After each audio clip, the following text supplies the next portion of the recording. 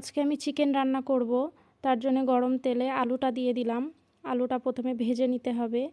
আলুটা ভেজে নিয়ে আলুটা উঠিয়ে নিয়ে তারপরে তেজপাতা, লবঙ্গ, দারচিনি, গোলমরিচ দিয়ে দিলাম। তারপরে পেঁয়াজও দিয়ে দিলাম।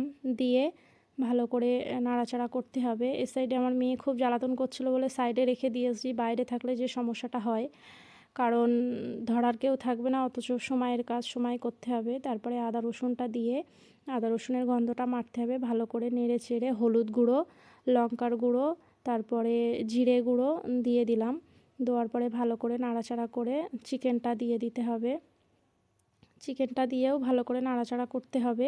যদিও আমি মশলাটা আগে করেছি, তার জন্যে ভালো করে নাড়াচাড়া করা হয়ে গেলে চিকেনের উপরে আমি আলুটাও দিয়ে দেবো।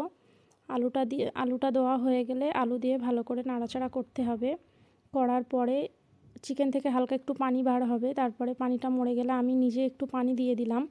দিয়ে লাস্টে আমি চিকেন রান্না লাস্টে নুন দিই। তারপরে গরম মশলা দিয়ে লাস্টে নামিয়ে নিতে হবে। ভিডিওটা ভালো লাগলে সাবস্ক্রাইব